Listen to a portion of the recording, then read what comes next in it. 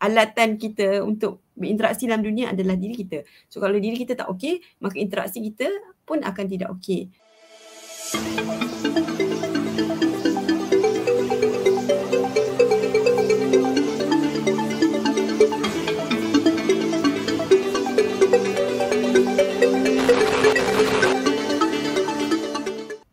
Assalamualaikum warahmatullahi wabarakatuh. Hai, selamat datang ke segmen baru untuk Media Wanita Ikram. Rasa sayang saya Idayu, hos yang akan menemani anda petang ni. Mungkin ada yang tertanya-tanya apakah fokus segmen ni, dan nama pun rasa sayang. Jadi fokus segmen ini adalah untuk membawa topik-topik menarik untuk memupuk diri, menyayangi diri sendiri dan seterusnya memberdayakan diri dan memberi sinar kepada orang lain. Rasa sayang, sebarkan sayang. Dan hari ini saya tidak keseorangan ya. Bersama saya adalah seorang tetamu istimewa, seorang yang merupakan seorang kaunselor, juga pengurus rumah teratai Puan Zilal binti Abdul Aziz. Assalamualaikum. Salam Tuan. Apa khabar Puan Zilal? Alhamdulillah sihat. Puan Ayu apa khabar? Alhamdulillah. Okay, terima kasih pada Puan Zilal kerana sudi menerima jemputan kami dan saya rasa teruja nak dengar perkongsian pada hari ini. Sebelum ni saya pernah dengar topik perkongsian self-care ni daripada Puan Zilal sendiri dalam Clubhouse, tapi masa tu saya ikut dah hujung jadi saya tak sempat dengar daripada awal. Okay. So, jadi berbincang tentang self-care ni, sebenarnya kalau terjemahan dalam bahasa Melayu tu adalah penjagaan ke diri kan, ataupun orang lebih familiar tentang apa maksud dia macam sayangi diri. Jadi saya terfikirkanlah kan, macam mana boleh ada istilah sayangi diri ni dan kenapa pentingnya topik self-care ataupun sayangi diri. Silakan Puan Zilal untuk kongsikan. Okay, terima kasih Puan Ayu ya. Satu topik yang sedang hangat lah pada saya, satu terma yang sedang hangat diperkatakan, terutama selepas pandemik COVID kan. Kita mula bercakap, ramai orang mula bercakap tentang self-care, sayang diri, penjagaan diri, rahmahkan diri ya. So itu semua istilah-istilah yang digunakan lah. Tapi dalam bahasa Inggeris ni satulah, self-care. Dari segi bahasa Melayu ada banyak istilah yang kita boleh pakai dan saya sendiri secara peribadi selesa menggunakan perkataan rahmahkan diri sebab pada saya ada elemen bukan sahaja menjaga dekat situ, tetapi ada elemen rahmah tu elemen sayang, ihsan, belas kasihan kan, semua ada dekat situlah. Okay, so bila kita bercakap tentang self-care, apa sebenarnya self-care?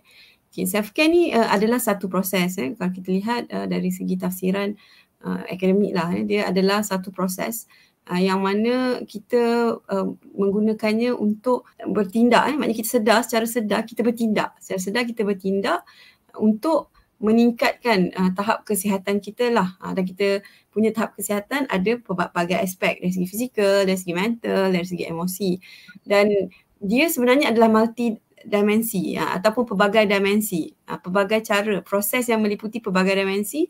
Kenapa saya kata pelbagai dimensi? Sebab seseorang tu, badan dia, kita sebagai seorang manusia, kita bukan hanya ada physical component ataupun dimensi fizikal saja. Kita ada juga faktor spiritual, kita ada juga rohani kita, kita punya emosi kita, kognitif kita, minda kita kan. Dan semua ni sebenarnya perlu seiring lah dalam kita menjaga diri kita. Sebagai contoh, kalaulah kita ni seorang yang suka buat meditasi kan, kita suka meditasi, tapi kita tak cukup tidur, fizikal kita tak jaga, kita tak cukup tidur, boleh ke kita nak meditasi dengan baik? Mungkin kita tengah meditasi terlelap kan, sebab tak cukup tidur. Sebab tu self-care ni dia adalah satu proses menjaga diri secara multidimensi. Banyak perkara yang kita kena ambil berat. Dan pada satu masa kita kena aware lah, kita kena ada rancangan untuk self-care yang meliputi pelbagai bentuk ataupun pelbagai dimensi. Dia bukan sekadar ini saja, itu saja, tak kan. Yang penting dia punya matlamat kalau berdasarkan definisi adalah untuk kesihatan diri, kesihatan fizikal, kesihatan mental, emosi dan kesihatan secara keseluruhannya lah. Dalam definisi WHO juga ada menyebut penjagaan diri supaya tidak kena penyakit, prevention from illness, supaya sihatlah secara umumnya, dan tanpa bantuan profesional. Ini satu komponen yang penting jugalah bila kita cakap tentang self-care. Maknanya kita jaga diri kita jaga kita tanpa bantuan. Tanpa bantuan orang lain lah, profesional lah dalam konteks ni. Profesional tu maksudnya? Profesional maksudnya doktor, kaunselor kan. Maksudnya orang-orang yang terlibat dalam healthcare lah, yang memberikan servis healthcare kepada kita. So tanpa bantuan mereka, kita boleh menjaga diri kita sendiri supaya kita sihat dan dapat berfungsi dengan baik. So itu adalah self-care lah. Apa maksud self-care? Okay, kenapa self-care ni penting? Dia datang kepada soalan seterusnya lah. Kenapa tiba-tiba bila COVID, pandemik, dia naik famous lah orang kata kan. Famous. Dan mesti ada sebab kan. Mesti ada kepentingannya kenapa tiba-tiba. Sebelum ni orang tak sebut kan. Kenapa orang tak sebut? Sebab suasana hidup semasa COVID tu membawa pelbagai bentuk tekanan lah. Dari segi mental, dari segi fizikal, dari segi keuangannya kan, dari segi hubungan, sebab kita terkurung kan. Kita terpaksa bekerja di rumah, kita menguruskan keluarga di rumah. Tetapi sebenarnya dia bukanlah untuk suasana yang COVID. Perkara ini sepatutnya dah lama lah diamalkan, dibawa ke tengah lah perkara ni kan, untuk kita. Cuma apabila berlaku pandemik tu kita ditekan. So kita mencari-cari benda yang boleh menjaga diri kita kan. So sebenarnya self-care ni mempunyai self-care, saya suka guna istilah rutin. Sebab pada saya self-care ni bukanlah benda yang dilakukan ketika kita dah start rasa penat. Ataupun bila kita dah rasa overwhelmed, burn out ke baru kita nak self-care. Sebenarnya self-care ni seharusnya kita masukkan, integrasikan, masukkan dalam kehidupan harian kita. Jadikan sebahagian daripada rutin. Sebab apa? Dia sebenarnya adalah prevention. Dia bukannya dia prevention, dia menghalang, dia membantu kita untuk menghalang kesihatan kita daripada merosot. So bila kesihatan kita merosot, kita kena jumpalah profesional tadi yang kita sebut kan. So sepatutnya lah, sebaiknya. Tetapi dia juga boleh menjadi intervensi lah. Kita boleh guna juga apabila kita sedang start rasa overwhelmed atau kita start rasa kurang sihat. Boleh juga. Tapi sebenarnya kalau dilakukan secara rutin lebih baik. Itu sebenarnya aim saya lah. Kalau hari ni kau tanya saya nak menggalakkan, nak mengajakkan semua untuk menyayangi diri, mengadakan, memasukkan self-care ini sebagai rutin harian. Sebab self-care ni dia boleh mengurangkan, antara perkara-perkara baik tentang self-care ni ialah dia boleh mengurangkan kita punya tekanan dan membina kebingkasan.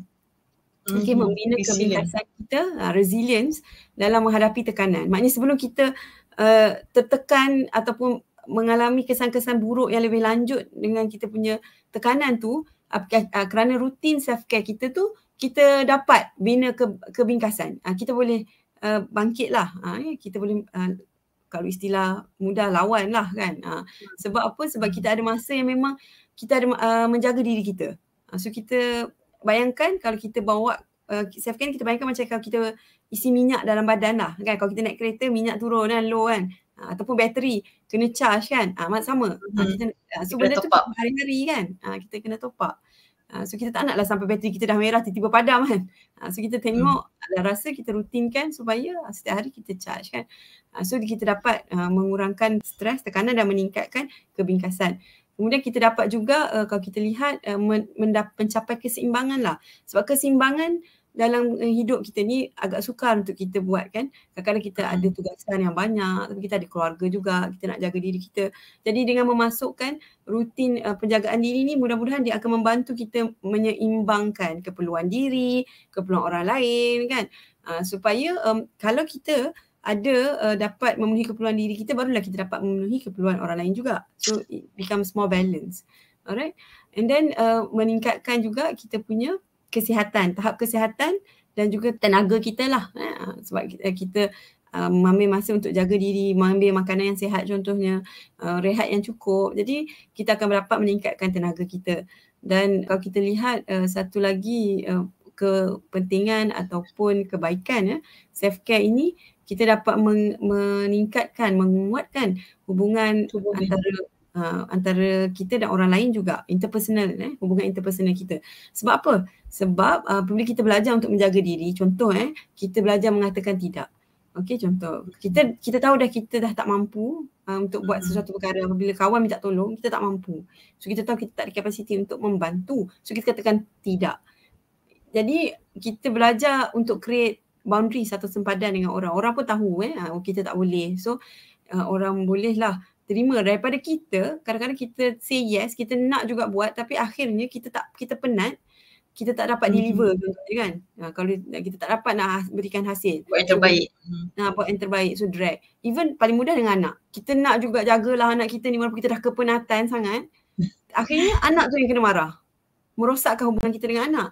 So bila kita menjaga rutin ni, ada rutin self-care ni, dia sebenarnya membantu kita untuk mempunyai hubungan yang lebih baik juga dengan orang lain. So itulah perkara yang penting lah sebenarnya tentang self-care ni. Dia akan melibatkan pelbagai aspek. So menjaga diri, sebab diri kita lah tools kita kan. Senjata kita, alatan kita untuk berinteraksi dalam dunia adalah diri kita. So kalau diri kita tak okey, maka interaksi kita pun akan tidak okey. So kita perlu, it's good lah. Dia juga membantu dari segi mengurangkan kalau kita ada masalah-masalah kesihatan mental seperti keresahan, anxiety ataupun depression kan. Itu juga boleh membantu lah. Okay, sebenarnya maksudnya self-care ni sangat penting lah kan kalau kita tengok tadi. Dia bukan, kalau mungkin macam fahaman saya sendiri sebelum ni, self-care tu dia macam intervensi, dia rawatan selepas. Maksudnya kalau kita kalau kita penat, kita stres kan, maksudnya dia boleh tapi sepatutnya dia adalah pencegahan yang kita perlu jadikan rutin. So mungkin dan ada lagi saya rasa benda yang self-care ni orang rasa dia adalah satu rutin ataupun satu rawatan yang mahal. Ataupun kita rasa kita perlu spend duit ataupun kita perlu spend masa yang lama. So sebenarnya apa bentuk self-care yang kita boleh buat? Ini satu soalan yang sangat baik. Sebenarnya self-care boleh jadi percuma je. Iaitu contoh tidur, percuma je. Contohnya tidur pada masa yang mempunyai sleep hygiene ataupun rutin tidur yang baik. Itu adalah self-care. Kan maknanya kita tidur awal, nak tidur tu pastikan bilik gelap. Benda tu pun adalah satu bentuk self-care, memastikan badan mendapat tidur yang cukup. Okay, ataupun keluar rumah setiap hari, keluar ambil udara di luar, tengok dengan berjalan di taman kan. Buat mindfulness kan, keluar berjalan di taman sambil kita mindful kan, memerhatikan alam kan. Itu pun percuma kan. Kita boleh buat sebenarnya. Konsep kena betul. Kadang-kadang orang nampak bercuti tu self-care. Betul. Kan pergi spa, self-care betul, spa, vacation, tapi itu adalah orang kata aktiviti-aktiviti self-care yang mungkin kita buat sekali-sekala yang tambahan. It's an option kan. Bukan perkara yang kita masukkan rutin harian. Kita tak pergi bercuti setiap hari kan. Kita tak. So kita tak pergi spa setiap hari contohnya. Jadi bentuk-bentuk kalau kita tengok sebenarnya ada banyak aspek kalau orang fikir self-care ni just bercuti ataupun ni. So kita tengok betul-betul hari ni apakah dia bentuk-bentuk self-care yang ada. So kita boleh bahagikan mengikut kategori lah. Semua ini adalah komponen manusia. Kita ada komponen fizikal. So kita kena jaga diri kita dari segi aspek fizikal. Kita ada komponen sosial. Kita ada komponen mental. Kita ada spiritual, rohani kita dan emosi. So kalau dari segi maknanya kita kena cari jalan untuk menjagalah self-care ni. Semua aspek ni. Yes. Semua aspek ni. Balance. Kadang-kadang orang dia rasa stres. Sebab apa dia tak boleh baca buku. Dia rasa otak dia ataupun fikiran dia tak diasah. Contoh, mungkin dia buat kerja yang banyak, dia terlalu disibukkan dengan perkara-perkara yang fizikal. Contoh sibuk kena memasak ke apa ke. Jadi dia tidak ada peluang untuk menghidupkan minda dia. Dia seorang yang suka membaca, dia suka berfikir. So dia tak dapat buat benda tu. So dia kena ambil lah self-care routine. Contohnya dia buatlah ada masa untuk membaca setiap hari. Setiap orang self-care routine tidak akan sama. Sebab kita manusia yang unik. Kita manusia yang unik. Benda yang penting untuk kita atau benda yang akan menghidupkan kita, menyegarkan kita, yang charge kita tak sama. So kita kena tengok apa yang penting, apa yang benda yang boleh menghidupkan kita. So kalau kita tengok dari segi fizikal, rasanya senanglah nak teka kan, exercise, aktiviti fizikal. Kita boleh tanya diri kita, kita dapat cukup tidur tak? Adakah makanan, fizikal ni makanan contohnya kan, makanan kita ambil makanan yang berkhasiat ataupun adakah makanan-makanan yang kurang berkhasiat, banyak lemak yang melemahkan badan kan, memenatkan kita. And then adakah kita menjaga kesihatan lah, maksudnya berat kita jaga tak. Berat tu dalam konteksnya adalah makanan lah. Kan kalau kita terlalu berat pun kita jadi kurang bertenaga contohnya. So itu adalah sebahagian daripada self care dari segi fizikal. Dari segi sosial, adakah kita ada interaksi sebab kita tahu manusia ni adalah ciptaan yang sosial. Kita perlu berinteraksi untuk kita punya kesejahteraan. Sebab tu kita ada keluarga, kita perlu berinteraksi dengan keluarga, dengan kawan-kawan, ada kawan-kawan yang baik. So ada tak kita buat masa-masa atau ada masa-masa quality family time yang duduk yang mana hubungan tu menyebabkan kita rasa puas kan, dapat nurturing lah, hubungan yang menumbuhkan, yang menyegarkan lah, yang memberikan, meningkatkan perkembangan diri lah.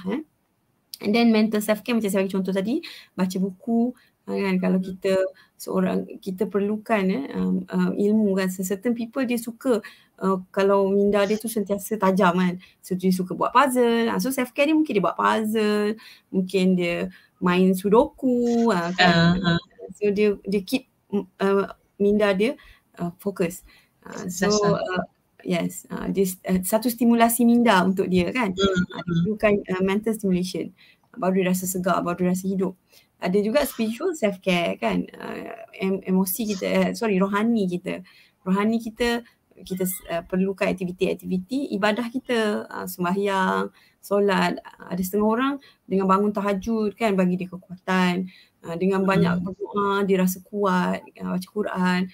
So dia boleh fokus, gunakan strength tu lah yang buat dia rasa kuat balik kan. And then satu lagi emotional self care ataupun penjagaan emosi. Bagaimana dia memproses emosi dia. Kalau dia down, kalau dia rasa sedih, apakah aktiviti-aktiviti yang diguna untuk dia proses emosi dia. Contohnya mungkin dia kena duduk, acknowledge perasaan dia, validasi kan. Apa lagi aktiviti yang boleh buat dia acknowledge emosi dia. Bercakap dengan orang yang dia percaya. Yes. Tulis journal, betul.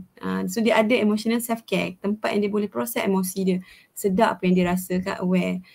So itu antara perkara-perkara yang boleh dilakukan lah, bentuk-bentuk yang boleh dilakukan. Kalau kita nak list banyak lah kan, boleh explore lagi, boleh jadi homework untuk explore. Tapi boleh nampak, saya harap dah nampak lah untuk setiap bentuk ni apa yang penting, apa objektif dia, apa tujuan dia kan, bagaimana nak menjaga. Dan sikit saya nak tambah, cubalah bila dah tahu bentuk-bentuk ni, cubalah hasilkan self-care, rancangan self-care atau rutin self-care masing-masing. Apakah keperluan, tengok apa keperluan kita, bahagian mana yang rasanya lacking, yang kita rasa kita perlulah untuk rasa segar kan, revive kan.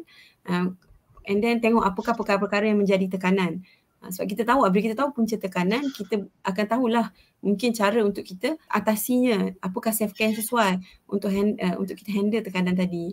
Dan plan lah, dan mulakan slow-slow, tak apa kalau tak dapat sikit, tak dapat banyak sikit orang katakan, tapi strukturkan, disiplinkan, strukturkan, masukkanlah, jadikan self-care itu satu keutamaan dalam harian kita untuk bantu kita supaya kita boleh terus berfungsi dan memberilah.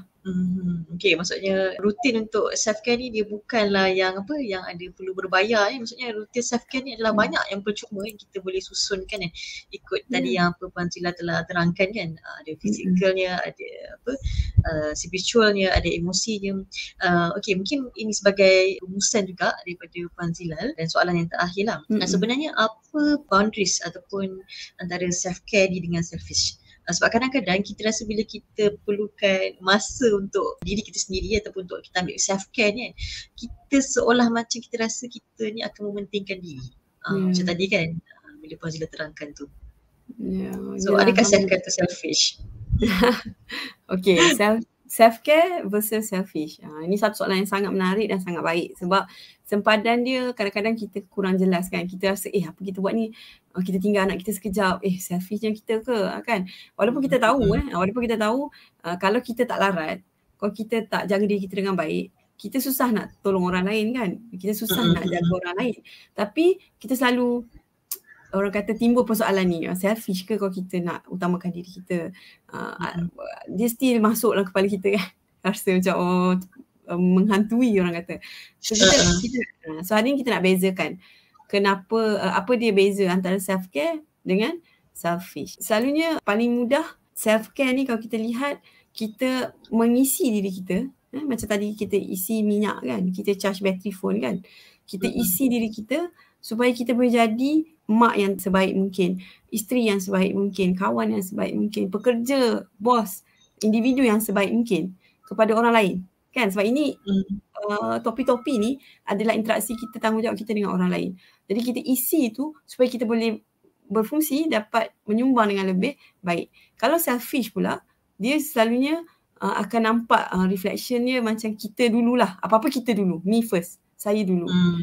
So apa yang kita boleh dapat sebanyak mungkin untuk diri kita, dan kadang-kadang hingga mengorbankan atau memudaratkan orang lain lah. Okay, contoh sebagai contoh self-care. Self-care ni adalah dapatkan tidur yang cukup. Okay, tidur yang cukup supaya kita dapat berfungsi dengan baik esoknya. Selfish ni tidurlah banyak-banyak, tak nak mengelakkan tanggungjawab. You sleep because you nak avoid responsibility. Itu selfish. So niat pun ada. Niat akan menentukan perkara tu self-care ke selfish. So you know why you are doing it. Kan? Tahu kenapa kita buat. Contoh lagi, kita ambil masa untuk rehat, relax. Itu self-care. Kita ambil masa untuk meditasi ke, kita nak tadabbur alam, keluar tengok alam ke, kan, nak berehat. Selfish tu ialah kita tak pedulikan orang lain. Maknanya me time yang kita guna untuk meditasi tu adalah untuk feel diri kita. Selfish tu bila kita tak pedulikan orang lain. Lantaklah orang lain. Kita mengasihkan diri tak pedulikan orang lain. So lain tau, beza kan.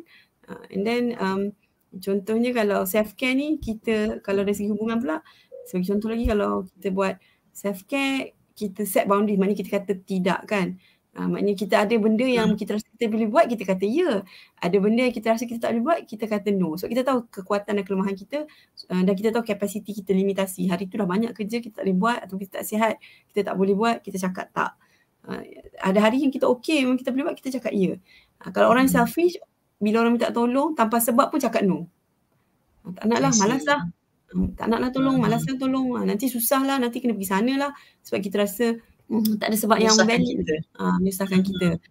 Jadi daripada contoh-contoh tu sebenarnya kita boleh nampak lah, self-care ni bila kita buat, dia manfaatnya bukan hanya kepada diri kita, tapi kepada semua orang lain yang di sekeliling kita, yang berinteraksi dengan kita. Maknanya bila kita cukup rehat, bila kita dapat masa untuk buat benda yang kita gembira tu, yang menaikkan semangat kita tu, maka kita dapat layan anak kita dengan lebih baik. Kalau anak kita meragam pun kita boleh sabar lebih, fuse kita panjang sikit kan.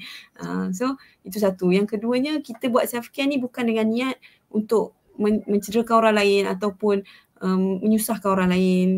Kita buat tu untuk supaya kita, the opposite, kita tak menyusahkan orang lain. Kita tak nak dalam masa jangka masa panjang nanti kita pula akan menyusahkan orang. So kita jaga dulu sekarang, prevention kan.